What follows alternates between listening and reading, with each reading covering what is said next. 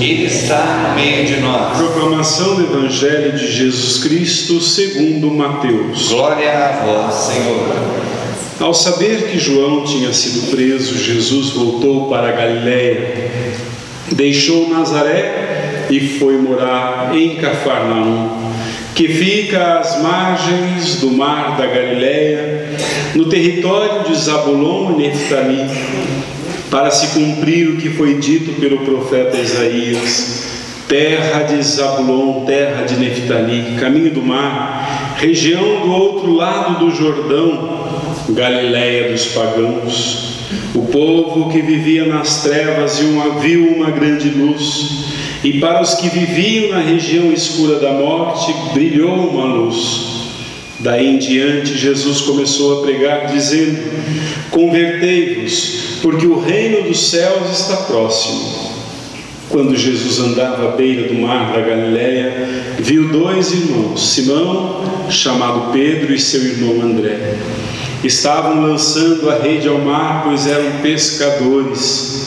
Jesus disse a eles: segui-me, e eu farei de vós pescadores de homens. Eles imediatamente deixaram as redes e o seguiram. Caminhando um pouco mais, Jesus viu outros dois irmãos, Tiago, filho de Zebedeu, e seu irmão João. Estavam na barca com seu pai Zebedeu, consertando as redes. Jesus os chamou. Eles imediatamente deixaram a barca e o pai e o seguiram. Jesus andava por toda a Galiléia, ensinando em suas sinagogas, pregando o evangelho do reino e curando todo tipo de doença e enfermidade do povo. Palavra da salvação. Glória a vós, Senhor. Que as palavras do Santo Evangelho perdoem os nossos pecados. Amém. Podemos. Em que direção vai o seu ministério? Nós vimos isso no Papa Francisco. Jesus ali mostrou em que direção está indo o seu ministério. Ele vai para uma cidade de pecadores, porque a vida de Jesus foi resgatar os pecadores para Deus, trazer os esquecidos até mesmo por Deus para a lembrança de Deus. Então, meus irmãos, não é interessante só isso que Jesus foi para lá, de onde Jesus trouxe os seus discípulos. Ele também buscou os seus discípulos aonde? No meio dos pecadores, no meio de pessoas que viviam nas sombras da morte. E olha que interessante, Mateus faz algumas ligações interessantes. Aí ele vai colocar o contexto do assassinato de João Batista, vai colocar o contexto de um lugar esquecido por Deus, um lugar abandonado. É como se Jesus entrasse no coração mergulhado nas trevas. Quanto mais tenebroso, mais Jesus quer entrar naquele coração. A gente não pensa muito assim. Eu acredito que os discípulos ficaram se perguntando: mas o que ele vai mostrar para nós? Um bando de leprosos? Um bando de mulheres pecadoras? Aquela região do mar, ali tinha marinheiros, devia ter muita casa de prostituição naquela região, lugar esquecido por Deus. Olha onde Jesus foi parar. E olha onde ele levou, para onde ele levou os seus discípulos. É como se ele dissesse: todos aqueles que não são considerados coisa nenhuma nessa sociedade, saiba que esses devem ser os seus irmãos. Você deve amá-los porque eles são seus irmãos. Não são pessoas esquecidas por Deus, pelo contrário, são pessoas lembradas por Deus. São Francisco de Assis entendeu muito bem isso, que quando ele se converteu, Jesus olhou para ele e falou assim: pois então agora, Francisco, eu quero que você me beije, beije o meu rosto. E ele falou: mas como, Senhor? Eu vou te levar num lugar que você vai me encontrar lá. Quando São Francisco viu, ele estava diante de um leprosário, mal cheiroso. São Francisco era família muito fina, acostumado com cheiros gostosos, com perfumes, nada de cheiro de carne podre. né? Carne apodrecida. Aí São Francisco chegou no leprosário e falou: mas Senhor, aqui, o que tem para mim aqui? Ele falou: pois é, aqui estão os teus irmãos, esses são os seus irmãos. Ele foi relutando, até que ele encontrou um leproso, e aí ouviu Jesus falando: eu sou esse. Mas Senhor, o Senhor é o pior leproso, não podia ser um mais limpinho, pelo menos um pouquinho no rosto ali para eu beijar? Não é esse. Aí quando ele foi, deu um beijo no rosto, uma repugnância no rosto do... que é uma ferida viva, né? Quando deu aquele beijo no rosto, ele viu que o rosto se transformou no Cristo. E a agenda de São Francisco de Assis foi exatamente isso: todos serão considerados irmãos, todos serão considerados irmãos, não importa se sejam bons ou maus, são todos meus irmãos. Então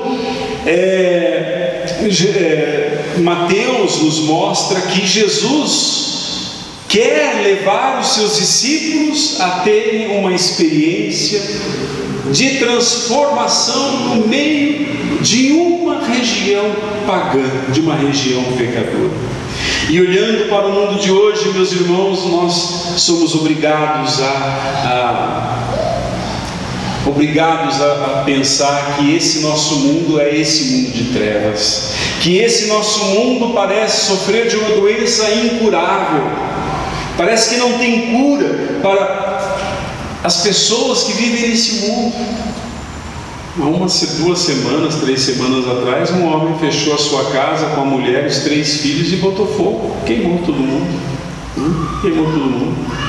Outro dia apareceu a fotografia de uma criança pequenininha, recém-nascida, junto com casca de banana, com lixo cheirando mal, com moscas, uma criancinha ali, que a mãe pegou e jogou na lata do lixo. Quando a gente vê tudo isso, né, a gente vê até onde vai o coração humano, onde desce, né, a humanidade. Quando nós vemos essas coisas, nós falamos: esse mundo é incurável. Pois é no mundo incurável que Deus nos envia, porque no mundo incurável há de crescer o amor. São João fala que Deus amou tanto esse mundo. Olha só, esse mundo incurável é um mundo amado por Deus. Deus ama esse mundo, Deus gosta desse mundo, porque foi Ele que fez. Então, olhando para esse mundo, Deus enviou o seu Filho nesse mundo, a maior prova de amor, a maior prova de que Deus está do nosso lado, de que Deus nos ama. Então eu não acredito na força do mal, não acredito mesmo. Não, eu tenho uma dificuldade para acreditar nas forças do mal, que é uma coisa medonha, né? Todo mundo vê demônio em todo quanto é lugar. Eu não consigo enxergar demônio. Eu procuro, cadê o demônio? Não enxergo, procuro, nada, não enxergo. Por quê? Porque esse mundo é um mundo que Deus amou. O mundo que Deus amou, o mal não toma conta desse mundo. Não tem jeito, não tem jeito. Uma coisa impressionante que nós lemos também nesse Evangelho, meus irmãos, eu fico imaginando aquela cena daqueles homens tirando as redes, consertando redes ali, limpando o bar, né, para trabalhar no dia seguinte, logo de madrugada, e passa um homem qualquer ali, fala assim: me sigam. E eles largam tudo. Olha o que Mateus falou: imediatamente largaram suas redes, imediatamente largaram seu pai, imediatamente largaram sua família e seguiram Jesus, imediatamente. Eu fico me perguntando: que atração é essa? O que Jesus tinha de especial para atrair tanto uma pessoa, para a pessoa deixar tudo e ouvir o que ele falou e seguir? Venham e me sigam. Esses discípulos, coitadinhos, sem muita instrução, só sabiam pescar, não sabiam fazer mais nada na vida.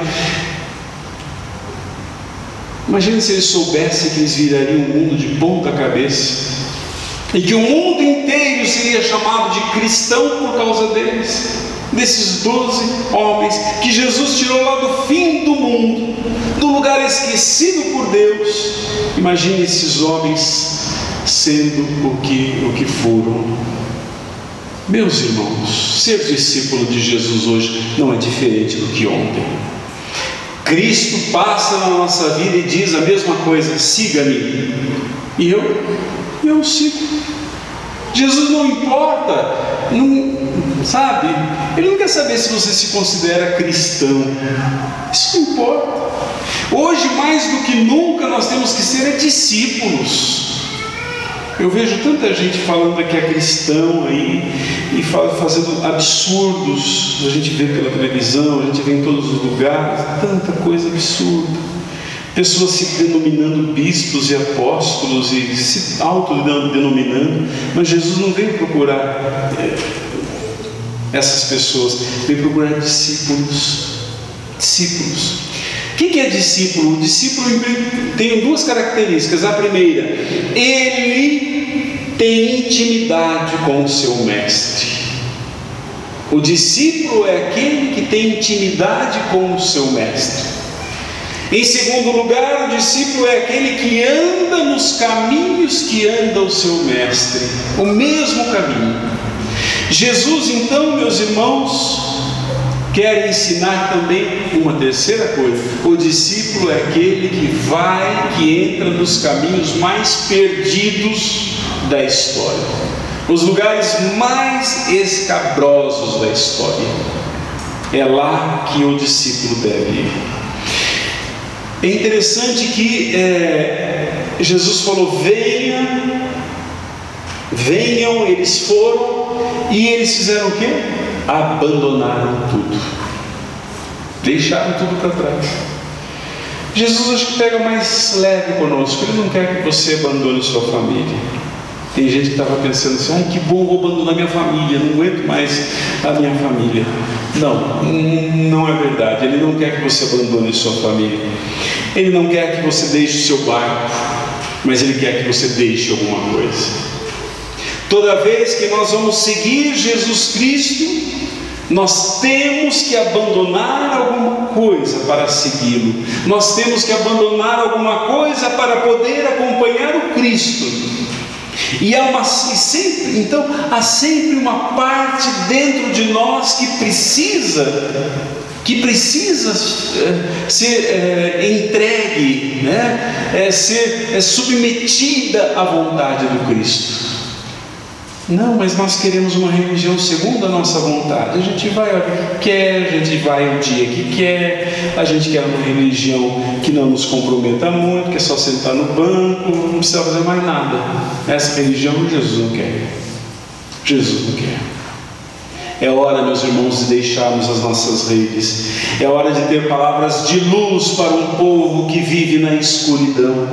É hora de termos nos lábios palavras de perdão, de esperança, de amor. Jesus chamou os seus discípulos e continua nos chamando hoje. O que nós temos feito para que esse mundo seja um pouquinho mais iluminado? Quais luzes temos acendido na vida das pessoas? Ou não acendemos coisa nenhuma? Vamos fechar os nossos olhos, inclinar a nossa cabeça diante do Senhor. Depois de tudo que ouvimos, peçamos a Ele que nos torne discípulos fiéis. Peçamos a Ele que nos torne discípulos que sigam os seus passos, que o amem verdadeiramente, que amem as pessoas mais abandonadas, que amem aquelas pessoas que mais necessitam, e que nós possamos bem representar o nosso Senhor. Que quando estivermos na presença dos irmãos sofredores, que sejamos o Cristo para eles, anunciando boa nova, acendendo luzes nos seus caminhos tão escuros. Creio em Deus Pai Todo-Poderoso, Criador do céu e da terra, e em Jesus Cristo, seu único Filho, nosso Senhor, que foi concebido pelo poder do Espírito Santo,